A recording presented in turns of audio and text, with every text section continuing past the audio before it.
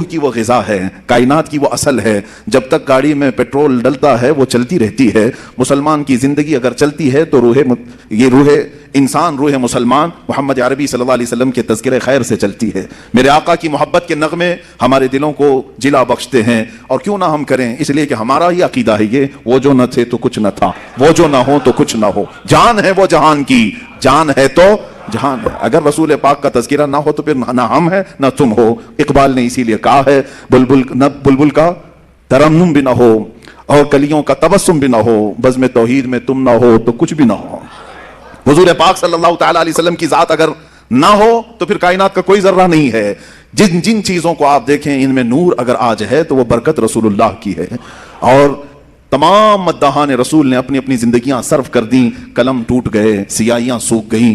رسول پاک صلی اللہ علیہ وسلم کی بارگاہ میں کبھی سعدی شیرازی نے پکار کر کے کہا بلغ العلا بکمالہ کشفت دجا بجمالہ حسنت جمیع خصالہ صلو علیہ وآلہ. کہیں سے ادیب لائل پوری نے کہا تیرے عشق کے رنگ میں رنگ جائیں میرے یار. یہ تمام اشعار جب عاشق اپنے مدح کرتے ہیں رسول پاک کی، ان کی زبانوں سے نکلتا رہا. بریلی کے تاجدار نے بھی کہا سرور کہوں کہ مالک و مولا کہوں تجھے، باغ خلیل کا گل زیبا کہوں تجھے، اے جان جاں میں جس میں اے جان جاں میں جان تجلا کہوں تجھے، حیران ہوں میرے شاہ میں کیا کیا کہوں تجھے. میں چند مصرے پڑھ رہا ہوں، پورے اشعار پڑھنے کی عادت بھی نہیں ہے، تھوڑے سے صرف اس لیے کہہ رہا ہوں کہ دنیا بھر کے مداحوں نے میرے آقا کی شان میں قصیدے لکھے اور قلم توڑ دیے اور ان کی سیاہیاں سوکھ گئی. بریلی کے تاجدار سے اوپر ہم چلتے ہیں، پھر دیکھتے ہیں کس نے کیا کیا کہا. تو پھر ہمیں ملا بوسیری نے کہا مولا یا صلی وسلم دائما ابدا علی حبیبک خیر الخلق کلہم هو الحبیب الذی ترجى شفاعته لكل حول من الاحوال مقتحم. اس قصیدے میں تو 170 اشعار ایسے ہیں جس میں ہر عضو رسول کی تعریف کر دی. حضور کے سفر کی تعریف الگ، معراج کی تعریف الگ، حضور کی پیدائش کی تعریف الگ، خاندان کی تعریف الگ، معجزات کی تعریف الگ، ساری چیزیں بیان کر دی. اخیر میں یوں کہا یا رب بالمصطفیٰ بلغ مقاصدنا واغفر لنا ما مضى یا واسع الکرم. یہی تک نہیں، بوسیری سے اگر ہم آگے بڑھتے ہیں امام اعظم ابو حنیفہ کی بارگاہ میں پکار کر کے کہتے ہیں یا سید السادات جئتک قاصدا ارجو رضاک فلا تخیب مقصدی. یوں پکار کر کے کہا. پھر دیکھا ہم نے اور کہیں فارسی کی زبان میں علامہ عبد الرحمن جامی جیسا نکلتا ہے، کہتا ہے تنم فرسودہ جاں پارا زے ہجراں یا رسول اللہ، دلم پشمردہ آوارا زے عصیاں یا رسول اللہ، چو بازوئے شفاعت را کشائی بر گنہگاراں مکن محروم جامی را دراں یا رسول اللہ. یہ تو امتیوں کے حوال تھے. پھر ہم آگے بڑھ کر کے دیکھے تو خود صحابی رسول پکار رہے ہیں. حسان بن ثابت کہنے لگ گئے وَأَحْسَنُ مِنْكَ لَمْ تَرَقَتُ عَيْنِي وَأَجْمَلُ مِنْكَ لَمْ تَلِدِ النِّسَاءُ خُلِقْتَ مُبَرَّأً مِنْ كُلِّ عَيْبٍ كَأَنَّكَ قَدْ خُلِقْتَ كَمَا تَشَاءُ. صحابہ نے بھی کہا، صحابیات نے بھی کہا، تابعین نے کہا، اولیاء نے کہا، صالحین نے کہا، شعراء نے کہا. ارے میاں یہ تو سارے انسانوں نے کہا. اب رب عظیم نے پکار کر کہا انا اعطیناک الکوثر فصل لربک وانحر. محبوب کی شان بیان کرتا ہے خود ان کا خالق، کہتا ہے والضحی واللیل اذا سجا واللیل اذا یغشا وما رمیت اذ رمیت ولکن اللہ رما. دست مبارک کے لیے بھی اللہ نے فرمایا. قدم کی بات آتی ہے، اللہ تو قسم یاد کر کے کہتا ہے لا اقسم بہذا البلد، اس شہر کی قسم جس میں میرا محبوب قدم رکھتا ہے. خود رب قدیر نے قرآن پاک میں قصیدے بیان کیا. اسی لیے شاعر نے یہ کہا تھا آغاز سے اخیر تک قرآن ہے نعت مصطفیٰ. یہ سمجھ والوں کے لیے ہے، کیڑے نکالنے والوں کے لیے نہیں ہے. عشق کی آنکھیں ہوں، قرآن پڑھے تو یہی کہے گا آغاز سے اخیر تک قرآن ہے نعت مصطفیٰ. محبوب کے بیان کا کیسا انوکھا ڈھنگ ہے، محبوب کے بیان کا کیسا انوکھا ڈھنگ ہے. یہ رسول پاک صلی اللہ تعالی علیہ وسلم کی عظمت کوڑ لوگوں کو نظر نہیں آتی. اسی لیے کہا گیا ہے کہ آنکھ والے تیرے جوبن کا تماشا دیکھیں، آنکھ والے تیرے جوبن کا تماشا دیکھیں، دیدہ کوڑ کو کیا نظر آئے کیا دیکھے. ابو جہل بھی دیکھتا رہا، ابو لہب بھی دیکھتا رہا، برائیاں کرتے رہے اور حضور کے قریب آتے نہیں رہے. اگر حضور کو دیکھنا ہو تو صدیق اکبر کی آنکھ چاہیے، صدیق کی آنکھ چاہیے، حسان بن ثابت کی آنکھ چاہیے. تبھی تو پکار کر کے بندہ کہے گا میں نے زندگی میں بہت رنگ دیکھے لیکن مصطفیٰ کریم کی زلفوں کے ایک بال نے مجھے اسیر کر دیا ہے. تب جا کر کے کہتا ہے آنکھوں میں بھی بلا کا عشق ہو. عزیزان گرامی وقار، مجھے بات کچھ اور عرض کرنی تھی رسول پاک صلی اللہ علیہ وسلم کے غزوات کے متعلق. آج میں گفتگو کرنے آیا تھا مگر رنگ کچھ اور ہی چڑھ گیا. مجمع نے حضور پاک صلی اللہ تعالی علیہ وسلم کی قصیدہ خوانی کا یہ دیکھیں، یہ جو عقیدہ ہے یہ سنیوں کا عقیدہ ہے. یہ حضور کے نام پر جو مچلنا ہے یہ سنیوں کی قسمت میں ملا ہے. الحمدللہ یہ ہماری قسمت میں ملا ہے. اسی سے تو ہماری امید جاگتی ہے کہ ابھی ہم مرے نہیں ہیں، زندہ ہیں. مرے نہیں ہے، زندہ ہے. اسی لیے کہا ہے شاعر نے اس مسلمان کو بیدار تو ہو لینے دو، پھر دنیا کی ہر حسین ہمارے ہیں. بیدار ہو لینے دو، تھوڑی دیر کی بات ہے. یہ رسول پاک کے نام پر جھومنا اور دل کی خوشیوں کے ساتھ مسکرانا، آنکھوں میں ایک نور کا چلا آنا اور اپنے جسم میں ایک الگ سی کیفیت پا جانا، یہ تمہارے اندر دبے ہوئے عشق کی چنگاری کا یہ راز ہے. اگر کوئی یہ کہتا ہے کہ مسلمان مر گئے تو میرے عزیزو آزمانے کا نسخہ یہ ہے کہ حضور کا تذکرہ اس کے سامنے کر کے دیکھو. اگر چہرہ کھل جاتا ہے تو ایمان ابھی باقی ہے، چہرہ کھلتا ہے تو ایمان ابھی باقی ہے. اسی لیے ہم نا امید نہیں ہوتے، ہم حوصلے کے ساتھ بات کرتے ہیں. لوگ کہتے ہیں آپ کی تعداد بہت کم ہے، آپ مائنورٹی میں ہیں، اقلیت میں بڑی بڑی باتیں نہ کریں. میرے عزیز یہی تو مصطفیٰ کی غلامی کا اثر ہے. جب ان کے قدموں میں کوئی آتا ہے تو بلال بھی قیصر و کسریٰ کو للکار سکتا ہے. حبشہ کے رہنے والے غلام بلال حبشی کے اندر بھی اتنا پاور آتا ہے کہ وہ قیصر اور کسریٰ کو للکار سکتا ہے. جب سیدنا عمر فاروق کہتے ہیں قیصر بھی ختم، کسریٰ بھی ختم، سلطنتیں ٹوٹ گئی. فتح ہو کر کے آنے کے بعد سیدنا عمر فاروق نے یہی کہا تھا میں وہی عمر ہوں خطاب کا بیٹا جسے بچپن میں 2 بکریاں سنبھالنا نہیں آتا تھا، آج 6 ملکوں کو اکیلا سنبھالتا ہے صرف اس لیے کہ قدم رسول کی برکت سے. یہی تو اثر ہے مصطفیٰ کریم کے تذکرے کا، یہی تو اثر ہے ایمان کی تازگی اور روح کی بالیدگی. یہ میرے آقا کے نام میں اللہ نے رکھی ہے. میرے عزیزو سیدنا، یہ میں بہت بڑی بات عرض کر رہا ہوں، حضور پاک صلی اللہ تعالی علیہ وسلم کے عزیز چچا جنہوں نے آپ کی زندگی بھر حمایت کی، جناب ابو طالب، ان کا یہ شعر ہے، ان کا یہ کہنا ہے. میں اس بحث میں نہیں جاتا، بہت سارے لوگ اختلافی بحث میں پڑے ہوئے ہیں. جناب ابو طالب کے متعلق بہت ساری بحثیں کیا کرتے ہیں، مگر میں اتنا کہتا ہوں کہ انہوں نے حضور کی شان میں کہا تھا یہ رسول کا چہرہ وہ ہے جس چہرے کی برکت سے بارش بھی مانگو تو بارش آ جائے. ان کے چچا نے کہا تھا یہ چہرے پاک میں یہ اثر ہے کہ اللہ کی بارگاہ میں اس چہرے کے توسل سے بارش مانگی جائے، رب تعالیٰ بارش بھی اتارے گا.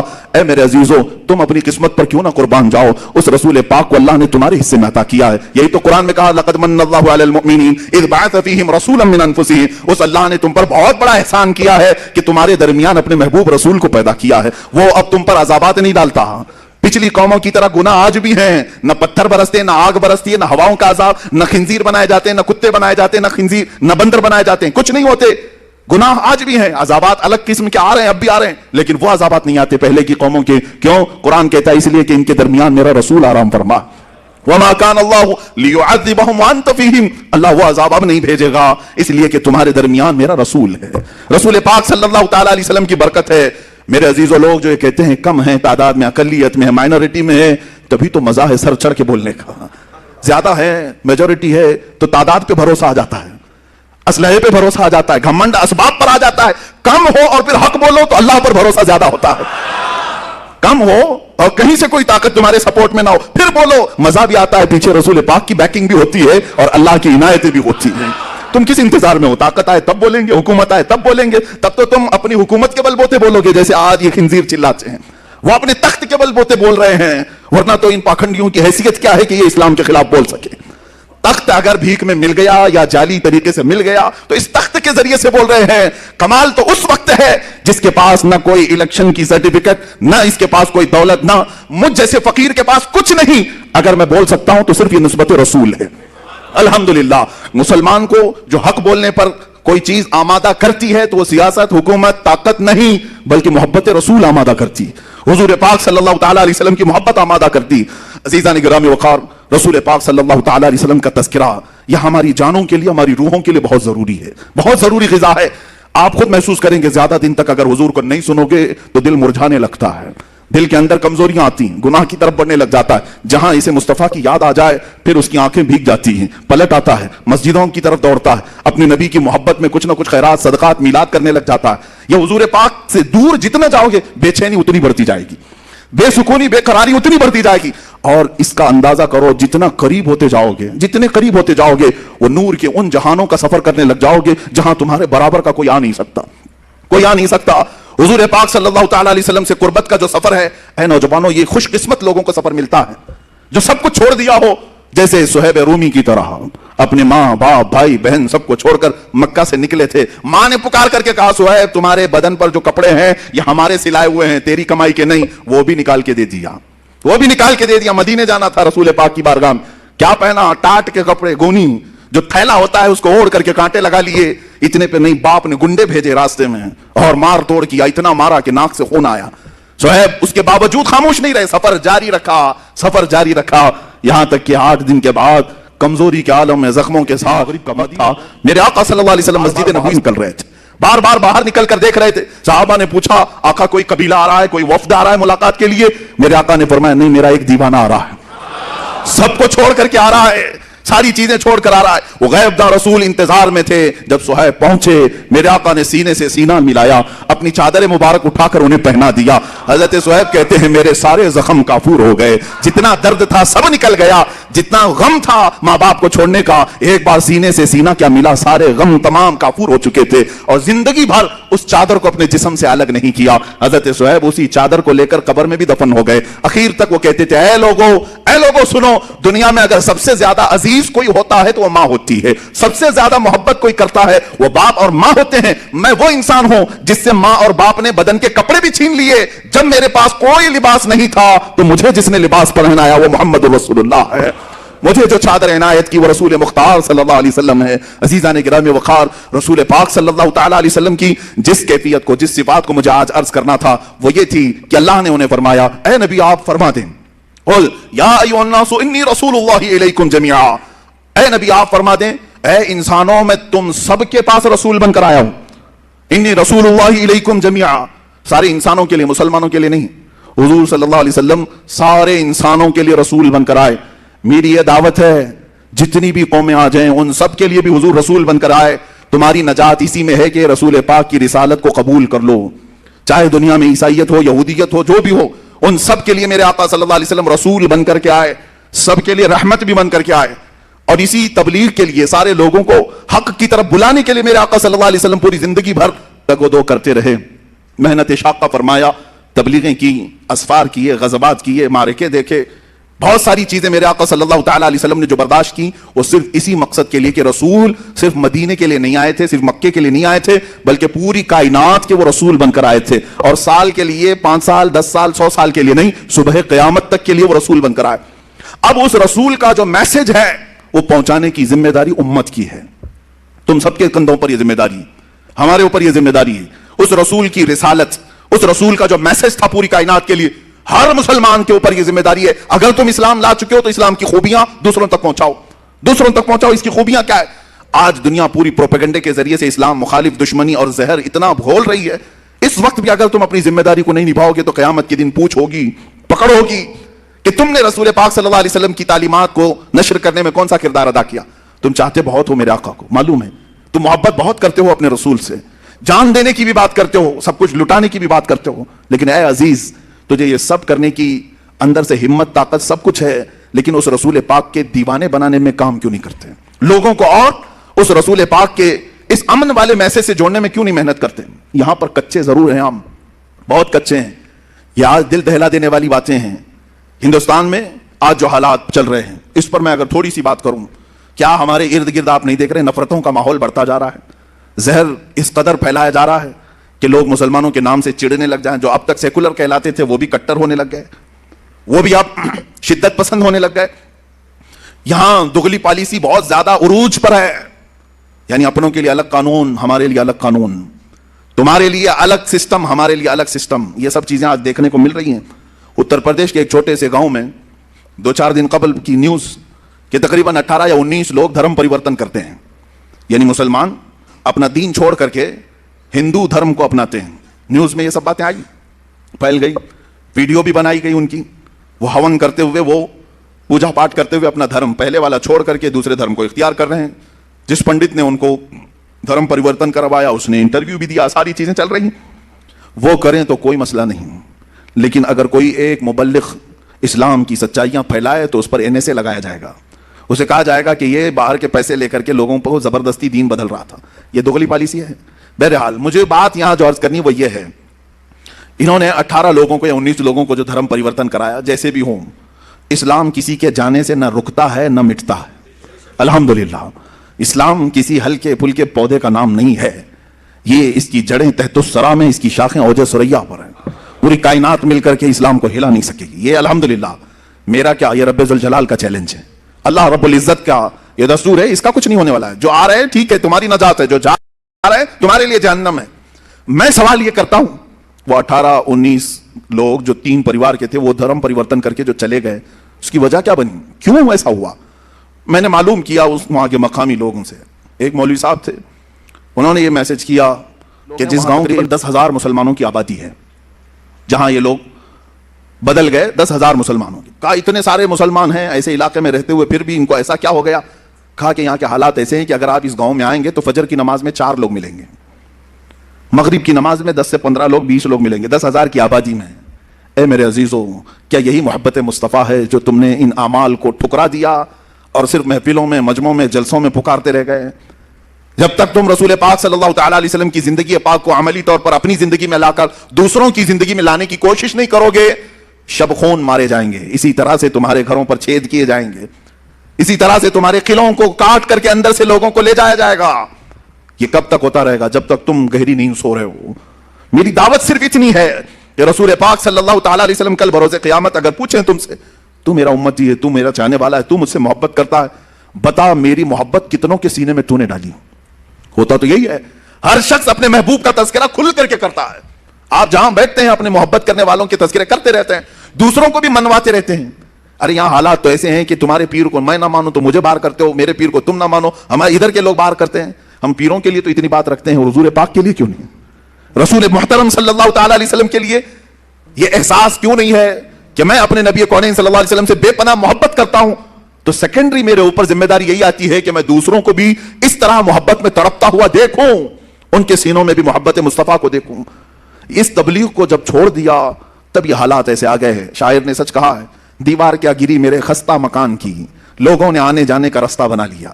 ہوتا ایسی ہی ہے, گھر پرانا اگر گر گیا نا تو کیا کرتے ہیں لوگ, ادھر سے ادھر جانے کا اس کو راستہ بنا لیتے. گھر جب تک سلامت ہے کوئی گھر کے دروازے سے نہیں گھستا, گرا ہے گھر تبھی لوگوں نے راستہ بنایا ہے. آج حالات تمہارے خستہ ہیں اور گر گئے ہیں, اس لیے ہر کوئی تمہارے اوپر سے گزرنے کی کوشش کر رہا ہے. کبھی ہم نے سنا نہیں کہ موب لنچنگ کسی عیسائی کی ہوتی ہے, صرف تمہاری. تمہیں پکڑ کر کے مارا پیٹا جاتا ہے. ارے میاں عیسائی بھی تو رام رام نہیں بولتے ہیں, وہ ان کا اپنا عقیدہ ہے. یہودی بھی نہیں بولتے, لیکن مجال ہے ان لوگوں نے کبھی کسی کی موب لنچنگ کی ہو؟ صرف اور صرف مظلوم مسلمان نظر آتے ہیں. مظلوم مسلمان ہیں جن کو ان کے دین پر, ان کی داڑھی کے نام پر ٹارچر کیا جائے, ان کی ٹوپی کے نام پہ ٹارچر کیا جائے. یہ حالات صرف اور صرف اس کی وجہ یہ ہے میرے عزیزوں, جس کو میں بارہا کہتا ہوں, ان کے جو ہم غلام تھے خلق کے پیشوا رہے. حضور پاک صلی اللہ علیہ وسلم کی غلامی سے جب جب ہٹو گے دنیا یہی دکھائے گی, دنیا ہمیں یہ ساری چیزیں دکھائے گی. اور اسی لیے کہا ہے کہ درس قرآن کو اگر ہم نے نہ بھلایا ہوتا, یہ زمانے نے زمانہ نہ دکھایا ہوتا. آج جو ہمیں دکھایا جا رہا ہے یہ سب ٹرائل ہے, ابھی اور کچھ آنا باقی ہے. بہت سارے لوگ آج جتھا بنا کر کے چھوٹی چھوٹی سی کنڈلیاں, چھوٹی چھوٹی سی منڈلیاں جس میں آتنکی نعرے لگائے جائیں اور مسلمانوں کو کاٹنے کی بات کی جائے, قتل کرنے کی بات کی جائے, یہ سب سنو اور انتظار کرو میرے عزیزوں, اور بھی بڑے وقت آنے والے ہیں. لیکن بیدار ہو گئے اور اپنے آپ کو سنبھال لیے تو میرا یہ صرف امید کی بات نہیں, یقین کی بات ہے. کوئی اگر تمہاری طرف انگلی بھی اٹھائے گا انشاءاللہ العزیز رب ذوالجلال کی طرف سے غیبی مدد ایسی آئے گی کہ وہ ہمیشہ کے لیے خائب و خاسر ہوگا, وہ فنا فی النار ہوگا, لیکن مضبوطی تمہارے اندر آئے. دیکھو میرا مولا مدد کب کرتا ہے. بدر کے وہ 313 جوانوں کو دیکھو, نہتے ہیں, ان کے پاس ہاتھوں میں تلواریں بھی نہیں تھیں, پہننے کے لیے چپلیں نہیں تھیں, سواریاں بھی بہت کم, پیدل گئے ہیں اکثر. دھوپ کا وقت ہے اور ریت والا میدان ہے, سب پورے ریت میں ہیں. کتنی آزمائشیں, پلس اس پر رمضان کا مہینہ ہے اور چھاؤں نام کی کوئی چیز ہی نہیں ہے, کوئی درخت تک نہیں ہے سائے کا. میرے عزیزوں جب اس قدر مشقتیں اٹھا کر حضور کی وفاداری کرتے ہیں نا تب اللہ 5000 فرشتوں کو اتارتا ہے.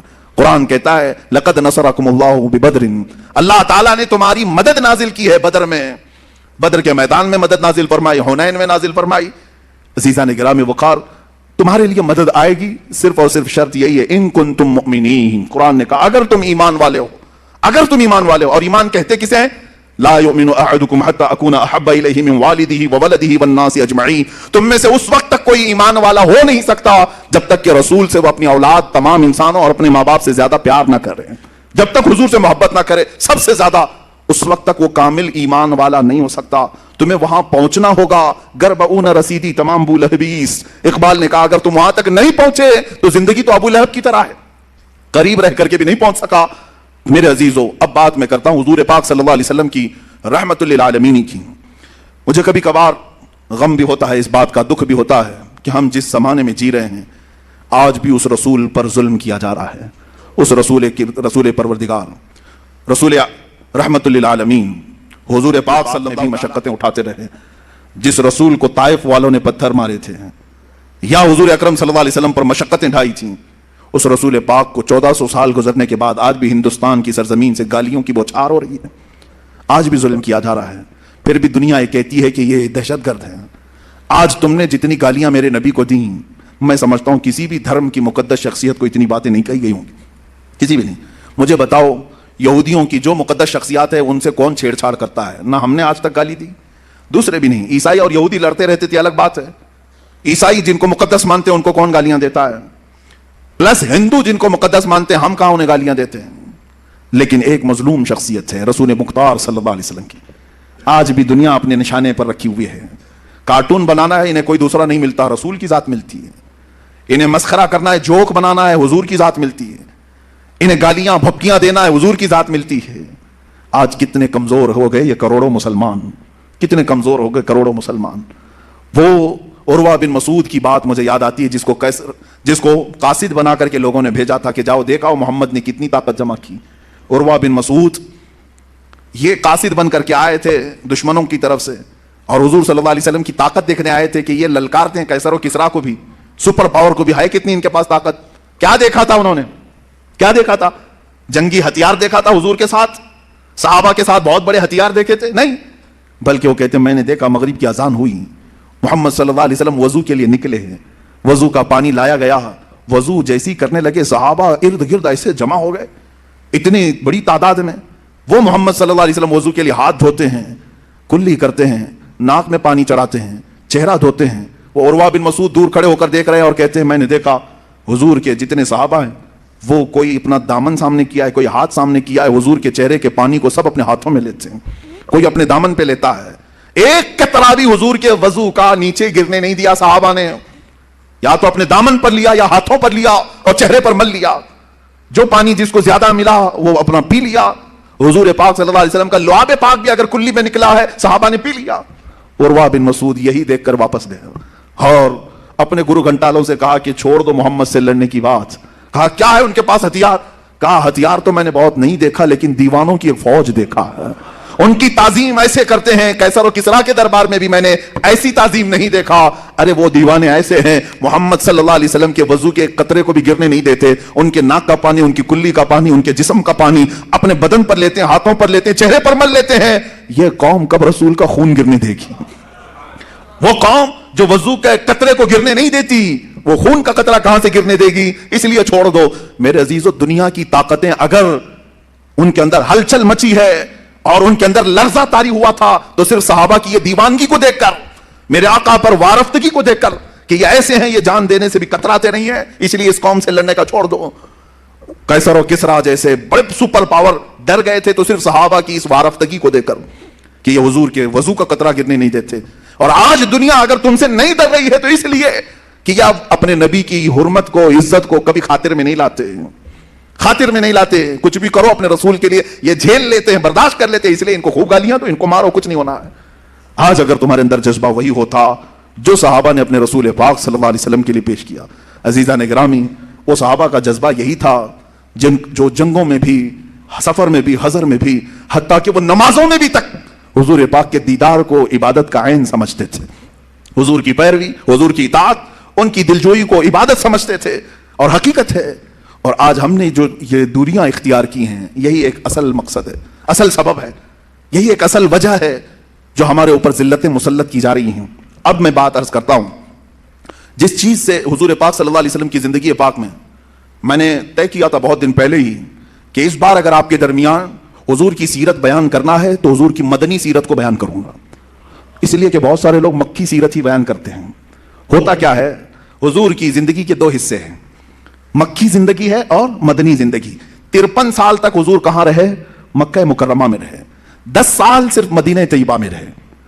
لیکن پوری 53 سالہ زندگی کو ایک طرف, اعلان نبوت کے بعد حضور نے جب نبوت کا اعلان فرمایا, وہ آپ کی عمر مبارک جب 40 سال کی تھی, 40 سال سے لے کر کے 53 سال تک یعنی 23 سال نہیں تقریباً 13 سال حضور پاک صلی اللہ علیہ وسلم کہاں رہے؟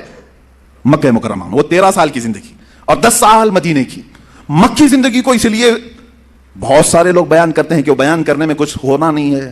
ہاں بس یہ ہے کہ لوگوں کے جذبات ہوں گے, رحم کا معاملہ ہے, ارے میرے نبی پر ایسا ہوا ایسا ہوا. مکہ والوں نے ستایا پریشان کیا, طائف والوں نے ستایا پریشان کیا, حضور کا سوشل بائیکاٹ کیا, پتے کھانے پر مجبور کیا. یہ سب مکہ میں ہوا, یہ سب مکہ میں ہوا.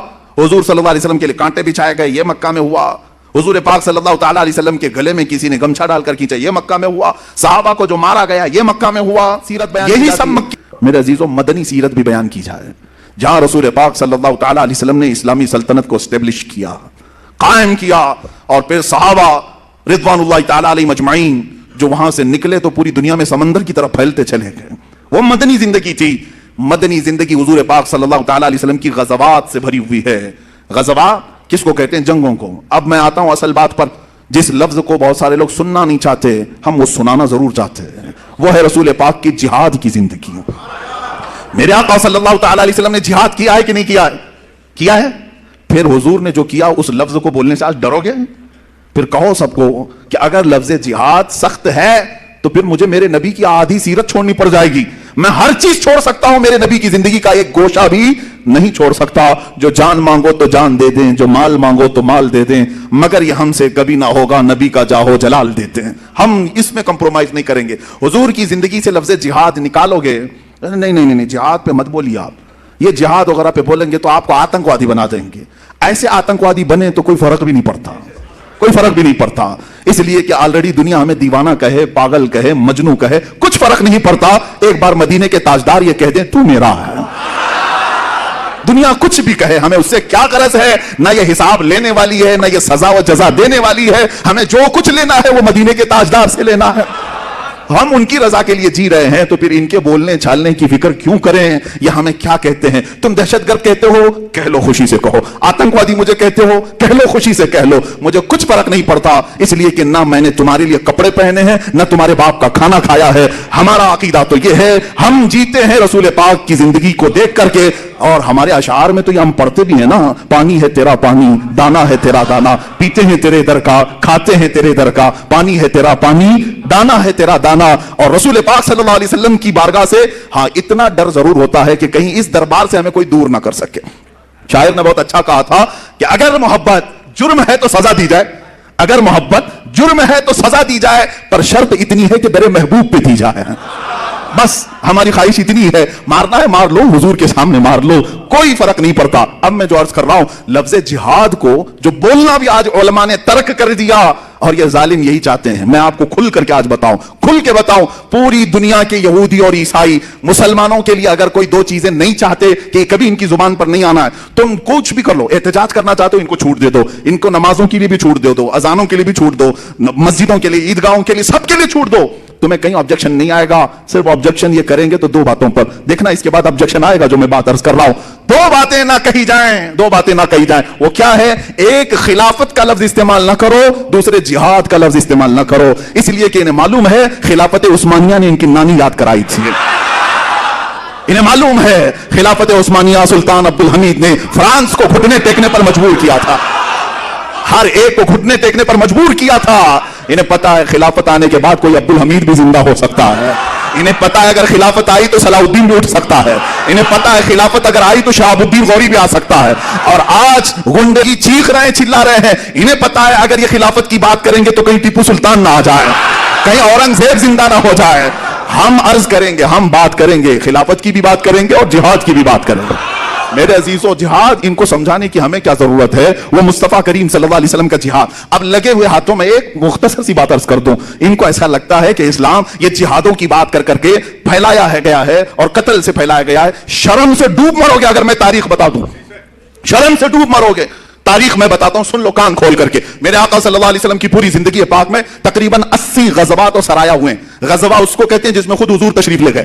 سرایا اس کو کہتے ہیں جس میں حضور نے کسی کو وکیل بنا کر بھیجا, اب خود نہیں گئے, صحابہ کو بھیجا. یہ ٹوٹل ملا کر کے 80 ہوتے ہیں حضور کی زندگی میں, وہ بھی 10 سال کی زندگی میں. 80 کو ہٹا کر کے بھی اگر دیکھیں تو 17 غزوات, بعض نے 27 کا ذکر کیا ہے جس میں حضور تشریف لے گئے. اے مسلمانوں سوچو, 27 جنگیں یا 80 جنگیں ہوئی حضور کی زندگی میں. سوچ رہے ہوں کتنی جنگیں, کتنی جنگیں, کتنی جنگیں, اتنی جنگیں 10 سال میں. لیکن قتل کتنے ہوئے یہ تاریخ ان سے بھی پوچھو, مجھ سے بھی پوچھو. پوری ان 80 جنگوں کے اندر 139 मुसलमान कत्ल हुए, 139, कितने? 139, और टोटल जो काफिर मरे 112 इन पूरी जंगों में। 112, 139, तकरीबन 250 के आसपास। समझ में आ रहा है? 250 लोगों का कत्ल हुआ 10 साल 80 जंगों में। तुम अपना भी पैराहन जरा चेक करके देख लो। दुनिया की फर्स्ट वर्ल्ड वॉर, जर्मन भी है, रूस भी है, सब जूझ रहे हैं। जानते हैं आप, फर्स्ट वर्ल्ड वॉर, पहली जंग अजीम में 1.5 करोड़ लोग मरे हैं, 1.5 करोड़ लोग कत्ल हुए हैं। तुम अमन की बात करने के लिए आज निकले हो, कहते हो जिहाद में बहुत सारे लोग मारे गए। ला के दिखा दो मेरे आका की जिंदगी की तारीख में कितने मरे थे और तुम्हारे हाथों से कितने मरे हैं। फर्स्ट वर्ल्ड वॉर में 1.5 करोड़ लोग मरे, और सेकेंड वर्ल्ड वॉर जो 39 से 45 के आसपास, 1939 से 45 के बीच में करीब हुई, तकरीबन 3 करोड़ से ज्यादा लोग मरे हैं। बाज मैं तखमीना बता रहा हूं, 3 से 5 करोड़ के बीच लोग मारे गए। जख्मियों की तादाद अलग, जो गुम हुए उनकी तादाद अलग। अरे करोड़ों की बात कर रहा हूं, हिसाब कहां है आज? इनको कहां समझ में आएगा करोड़? ये मारने के खूगर हैं, कत्ल करने के आदी हैं, और बात करते हैं चोर कोतवाल को डांटने निकला है। इनके हाथ, इनका दामन खून से भरा हुआ है। कितनी जंगों में कितने मारे गए, एक लिस्ट निकालो और फिर आओ मेरे सामने बैठो, हुजूर की जंगें देखते हैं। मेरे आका सल्लल्लाहु अलैहि वसल्लम ने भी गज़वात किए, पूरे टोटल गज़वात में 250 से ज्यादा लोग नहीं मारे गए, 250 से ज्यादा। अगर ये कत्ल करने के लिए ही जिहाद होता तो लाखों की तादाद यहां पर भी होती। असल जिहाद जो होता है वो अमन कायम करने के लिए होता है, अमन कायम करने के लिए। जिहाद को एक एग्जाम्पल में मैं बता दूं, एक एग्जाम्पल। भाई तुम्हारा हाथ फोड़ी हो गई है, सड़ रहा है, डॉक्टर के पास गए, क्या करेगा डॉक्टर? चाकू मारेगा और कहेगा मैं ये ऑपरेशन करके काट के निकालता हूं। वो जिहाद ही तो कर रहा है। वो क्या करने के लिए हाथ की फोड़ी काटा? तुम उसको न जालिम कहोगे, न बदमाश कहोगे, अरे डॉक्टर चाकू लेके काट दिया फोड़ी को, नहीं, बल्कि कहोगे बड़ा अच्छा आदमी है, फोड़ी को निकाल दिया। हाँ, अब आपको तारीख में बताऊं, सहाबा ने जितनी मर्तबा तलवार उठाई, फोड़ियां मारने के लिए उठाई। जमीन पर जितने फोड़े थे उनको मारने के लिए ही निकाला। आज भी दुनिया इस बात को तस्लीम करती है कि जिससे जमीन पर खतरा है उसको अगर खत्म करने के लिए कोई निकलता है तो उसको कोई भी आतंकवाद नहीं कहता, उसको तो अमन का मसीहा कहते हैं। आज हुजूर पाक सल्लल्लाहु तआला अलैहि वसल्लम के जिहादों को जो तस्करा करना भी लोगों ने छोड़ दिया, यही वजह है कि वो तुम्हें दबाते चले गए। और अब तो ये हो गया कि एक लकब दिया जा रहा है मुसलमानों को। क्या लकब दिया जाता है? जिहादी है, जिहादी है। बहुत सारी जगह टॉन्ट मारते हैं, यानी ताने के तौर पर। तुम ताना मारते होंगे, लेकिन मैं तो खुशी से कबूल करने को तैयार हूं। बहुत सारे लोगों ने नमाजी तो कहा था, हाजी तो कहा था, पहले तुम हो जो जिहादी कह रहे हो, क्योंकि इस्लाम के फराइज में यह भी एक फरीजा है। हाँ, कलमा पढ़ना है, नमाज पढ़ना है, रोजा है, हज है, ज़कात है। पहले हज से पहले जो 5वां फर्ज था वो जिहाद फी सबीलिल्लाह था, जिहाद फी सबीलिल्लाह था। तुमने नमाजी कहा, रमजान का रोजेदार कहा, हज का हाजी कहा, ज़कात का खैराती कहा। एक चीज बची थी जो तुमने हमारे लिए कहा, कोई मसला नहीं है अजीजा ने गिरामी वक़ार, खौफ दिल से निकालो, खौफ दिल से निकालो, शर्म हया उससे करो जो अल्लाह रब्बुल इज्जत की बारगाह में गुनाह की तरफ तुम्हें ले जाए और उससे दूर करे। उससे शर्म हया ना करो जो तुम्हें अल्लाह से करीब करने वाली है। जैसे लोग, रहमानी हया और है, शैतानी हया और है। रहमानी हया, शैतानी हया। शैतानी हया जो तुम्हें नेकियां करने में रोक लगाती है, रहमानी हया वो है जो गुनाह करने में आती है। रहमानी हया आनी चाहिए। तुम फख्र से कहोगे कि मैं मुसलमान हूं, तुम फख्र से कहोगे मैं रसूल पाक सल्लल्लाहु तआला अलैहि वसल्लम का गुलाम हूं, और यही तुम्हारी गुलामी तुम्हें फिर से इज्जत के मकाम पर ला सकती है, फिर से तुम्हें ऊपर ला सकती है, उरूज और इर्तिका पैदा कर सकती है। इकबाल ने क्या ही बेहतर कहा, उन्होंने जिंदगी भर यूरोप के दौरे, जर्मन के दौरे, बहुत सारी जगहों पर देखा, और वापस आकर के अपनी कौम को जो मैसेज दिया वो यही था कि मोहम्मद से वफा तूने तो हम तेरे। इलाज तुम्हारा यही है, इलाज तुम्हारा यही है कि मोहम्मद अरबी सल्लल्लाहु अलैहि वसल्लम से वफा करो। उनकी जिंदगी पाक का एक एक गोशा हमारे लिए रहमत से भरा हुआ है। अगर रसूल पाक के हम रोजे बयान करते हैं, रसूल पाक की अगर हम नमाजें बयान करते हैं, रसूल पाक का उम्मत के रोना हम बयान करते हैं, रसूल पाक की अताएं हम बयान करते हैं, रसूल पाक सल्लल्लाहु अलैहि वसल्लम का मोहब्बत से लोगों से मिलना जुलना बयान करते हैं, तो रसूल पाक का जिहाद बयान करने में क्या दिक्कत है, क्या हर्ज है? ऐ मेरे अजीजों, रसूल करीम सल्लल्लाहु तआला अलैहि वसल्लम ने जितने जिहाद और गज़वात में शिरकत फरमाई, आज भी दर्द होगा, कुछ लोगों को तकलीफ होगी। ये इसलिए तकलीफ होगी, मैं आपको बताऊं, बहुत दिनों तक जब बीमारी चढ़ जाती है, कैंसर जल्दी जाता नहीं है, कीमोथेरापी करनी पड़ती है, और कीमो में बहुत दर्द होता है। बहुत सारे लोगों ने जहनों पर यह बात डाल रखी है कि अचानक तब्दीली की यह बात कैसे आएगी, कैसे हम ये कहेंगे आप हुजूर पाक सल्लल्लाहु अलैहि वसल्लम की जिहाद, लफ्ज बदलते हैं, कुछ छुपा करके दूसरा करते हैं। अजीजा ने गिरामी, बात ये जो कंप्रोमाइज की आ रही है, हुजूर की सीरत छोड़ रहे हो तुम, हुजूर को बयान करना छोड़ रहे हो तुम। अभी एक गांव में गया था, वहां पर एक साहब कान में बोलने लगे, हज़रत सब लोग आपको सुनने के लिए आए हैं, आधा घंटा 1 घंटा आप कुछ बोलें, لیکن ایک میری ریکویسٹ ہے حضرت, یہ شہادت پہ مت بیان کیجیے, شہادت وغیرہ پہ مت بیان کیجیے. کہا کیوں؟ کہا نہیں وہ لوگ پھر یہ سمجھیں گے کہ آپ سب کو جنگ میں لے کے چلے جائیں گے. یعنی ایسی سوچ بنی ہوئی ہے. کیا میں جنگ میں لے جانے کی بات کر رہا ہوں؟ اے میرے عزیزو, میں ان صاحب سے کہا اچھا امام حسین کی شہادت بیان کروں یا نہیں کروں؟ میں نے کہا نہیں وہ تو چلتا ہے, وہ تو سننا ہی ہے ہم کو. میں کہا تم کیا خاک سنو گے کربلا کی باتیں سنتے سنتے؟ تم بزدلوں کی یہ بات ہی نہیں ہے کہ کربلا کو سنو. امام حسین کی شہادت تو سنتے ہو رو رو کر کے, لیکن اپنے گھر میں کسی حسین کو پیدا ہونے کی تمنا بھی نہیں کرتے. اس وقت تمہارے بچے حسین اعظم کے کردار کو اپنائیں گے جس دن تم اپنے بچوں کو یہ بیان کرو گے ایک طرف 82 لوگ تھے, ایک طرف 22,000 تھے, تب بھی ڈٹ کر کے اگر کوئی بول رہا تھا وہ رسول کا نواسہ بول رہا تھا. یہ کردار بتاؤ نا, یہ کردار بتاؤ. خالی یہ بتاتے ہو کہ مارے گئے, ان کے بچے توڑے گئے, کاٹے گئے. ارے یہ بتاؤ کہ 22,000 کے سامنے ڈٹ کر جو بول رہا تھا وہ حسینی کردار. آج ضرورت ہے قوم کو, آج ضرورت ہے. عاشقان مصطفیٰ کبھی نہ تعداد دیکھتے ہیں نہ طاقت دیکھتے ہیں. صدیق اکبر جیسا کوئی ہو جو 50,000 کے مجمع میں بھی جا کر کے یہودی کو گستاخی خدا پر تھپڑ رسید کر سکتے ہیں, اور انہیں خوف نہیں اس بات کا کہ 50,000 لوگ مجھے ماریں گے. نہیں, بلکہ یہودیوں کے مجمع میں اس کو پکڑ لیا کہ تو میرے رب کی شان میں کیسے گستاخی کر رہا ہے. اس نے مارا نہیں, حضور کی بارگاہ میں ان کو پکڑ کر کے لایا اور کہا کہ ابو بکر کو کیسے تم نے پرورش کیا, تربیت کیا, یہ تو مجھے تھپڑ رسید کیا سارے لوگوں کے سامنے. یہودیوں کا عالم شکایت لے کر آیا, حضور نے پوچھا ابو بکر کیسے تم نے مار دیا اتنے بڑے مجمع میں؟ کہا اے اللہ کے نبی, یہ رب کی شان میں گستاخی کر رہا تھا, یہ کہہ رہا تھا مسلمانوں کا خدا غریب ہے, مسلمانوں سے قرضہ لیتا ہے. اس یہودی نے انکار کر دیا, نہیں نہیں میں ایسا نہیں کہہ رہا تھا, یہ جھوٹ بول رہے ہیں, میں تو کہہ رہا تھا خدا بڑا غنی ہے, مسلمان فقیر ہیں, میں خدا کی شان بیان کر رہا تھا. بدل دیا, اور اس جھوٹے کی گواہی میں سارے یہودی جھوٹے بھی کھڑے ہو گئے. سب کہنے لگے ہاں ہمارے عالم صاحب تو ایسے ہی کہہ رہے تھے, ایسے ہی کہہ رہے تھے. جب ایک جھوٹا کھڑا ہوتا ہے تو اس کے ساتھ بہت سارے جھوٹے بھی کھڑے ہوتے, جو کہہ رہا ہے وہ سب صحیح کہہ رہا ہے. جیسے آج ہم اپنے ملک میں دیکھ رہے ہیں, ایک پاگل بولتا رہتا ہے اور بہت سارے انت بخت کہتے ہیں سب صحیح کہہ رہا ہے, سب صحیح کہہ رہا ہے. ارے یہ تمہیں چوہا بنا دے تو بھی صحیح ہے, کتا بنا دے تو بھی صحیح ہے, گدھا بنائے تو بھی صحیح ہے. خیر یہودیوں کی یہی صفت تھی, سب جھوٹی گواہی دی ہے. حضور نے فرمایا ابو بکر تمہارے پاس بھی کوئی گواہ ہے کہ تم نے گستاخی خدا سنا اور مارا؟ کہا میں اکیلا تھا, کوئی نہیں ہے. حضور پاک صلی اللہ تعالی علیہ وسلم نے, اب فیصلہ جو کیا جاتا ہے وہ ایویڈنس کے اوپر کیا جاتا ہے نا, آدھار ثبوتوں کے آدھار پہ کیا جاتا ہے. لیکن میرے عزیزو اسی وقت قرآن کی آیت نازل ہوئی, اللہ نے آیت نازل کی, لقد سمع اللہ قول الذین قالوا ان اللہ فقیر ونحن اغنیاء. بے شک اللہ نے سن لیا ہے ان کی بات کہ یہ کہہ رہے تھے کہ اللہ فقیر ہے اور ہم غنی ہیں. ابو بکر صدیق کی گواہی دینے پر کون آیا؟ خود خالق کائنات آیا. جب حق بات پر کوئی ڈٹ جائے تو اس کی حمایت اللہ کی طرف سے آتی ہے, رب ذوالجلال کی طرف سے آتی ہے, رسول مختار کی طرف سے آتی ہے. عزیزان گرامی وقار, میں آپ سب سے یہی گزارش کروں گا کہ بعض لوگ ہمیں یہ بھی کہتے ہیں ہمیں اپنی زندگی اب کتنی بچی ہے معلوم نہیں, مجھے بھی نہیں معلوم باقی کتنا جینا ہے, جو کچھ دیکھنا تھا سب دیکھ لیا گیا ہے. میں صرف اتنا چاہتا ہوں کہ اب مرنا ہے تو ڈوب کر کے کیوں مریں, مرنا ہے تو پاؤں رگڑ کر بستر پر کیوں مریں, اگر مرنا یہ ہے تو نام محمد پکار کر کیوں نہ مریں.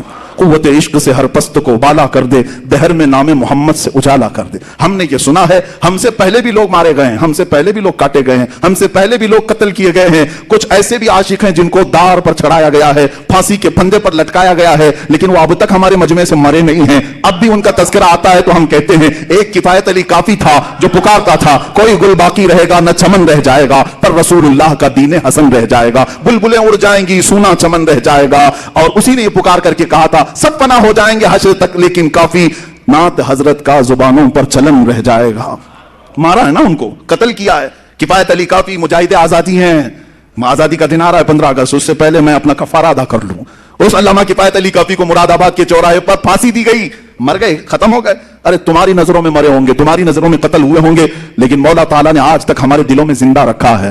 ہاں اب نتیجہ میں آپ کو بتاتا ہوں. جو لوگ مائنورٹی اور میجورٹی کے فرق کو گناتے رہتے ہیں, بار بار مصلحتوں کی بات کرتے ہیں, چند مہینے پہلے میں نے آواز لگائی تھی اٹھو نام مصطفیٰ پر اٹھو, حضور کے لیے اٹھو اور اپنی آوازیں بلند کرو, چاہے تم گھر کے 4 فرد بھی کیوں نہ ہو. مدینے کی ایک عورت 1.5 سال کا بچہ حضور کے لیے لا سکتی ہے, تو ہماری یہ جوان کس کام کے ہیں؟ ہم نام مصطفیٰ کے لیے آواز ضرور اٹھائیں گے. لیکن کچھ علماء کچھ دانشوروں نے یہ کہا تھا نہیں مولانا, حالات ایسے ہیں کہ ہم اقلیت میں ہے, مائنورٹی ہے, ہماری تعداد کم ہے.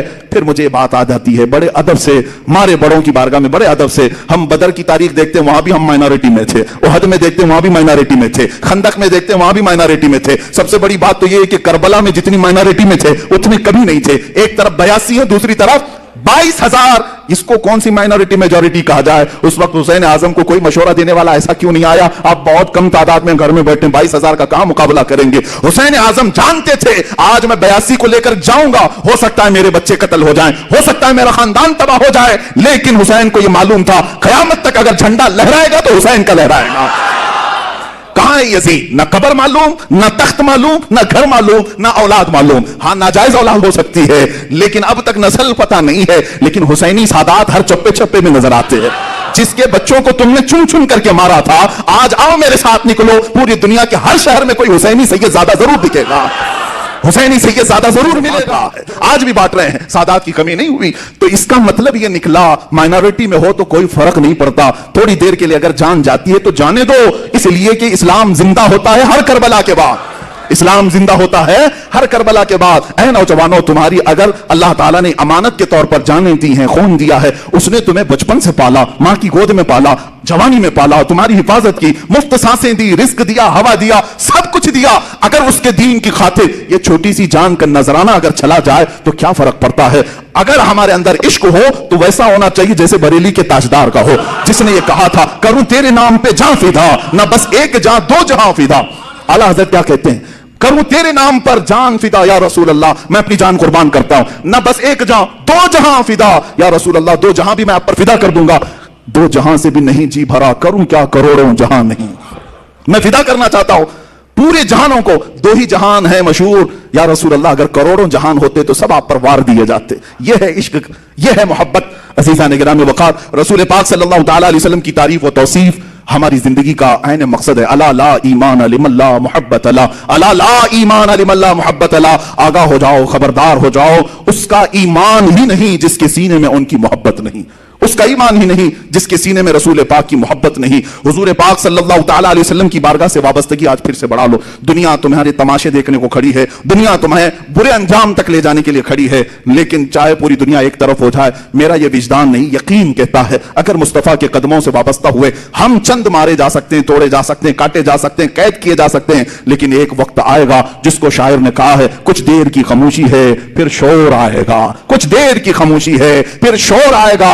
आज तुम्हारा वक्त है, हमारा दौर आएगा इंशाअल्लाह। आज तुम्हारा वक्त है, हमारा दौर आएगा। तुम अपनी ये हल्की हल्की नलकियों से जो पुकार कर कहते हो हम इनको काटेंगे उनको काटेंगे, इंतजार करो, एक दिन वो हंटर भी आएगा जिस दिन तुम्हारी गर्दन पर रख करके ये कहा जाएगा, तुम ये कहते हो इन मुल्लाओं को काटेंगे, ये राम राम चिल्लाएंगे। अरे खबीसो, तुम्हें पता नहीं, हमारी नस नस को काटो, हम अल्लाह अकबर ही कहेंगे, अल्लाह अकबर की ही सदा लगाएंगे। तुम क्या समझते हो हम जान से मारे जाने के खौफ में पुकार लेंगे और हम अपने दीन और ईमान का सौदा कर लेंगे? हम तो बिलाल हबशी की सीरत को पढ़ने वाले उनके वारिसीन में से हैं। हम खुबाब बिन अल-अरत और खुबैब इब्न अदी को पढ़े हुए लोग हैं। हम खालिद बिन वलीद के पैरोकार हैं, हम सलाउद्दीन के पैरोकार हैं, हम शिहाबुद्दीन के पैरोकार हैं। हाँ, जिस नाम से तुम सबसे ज्यादा चिढ़ते हो हम उसी औरंगजेब के पैरोकार हैं।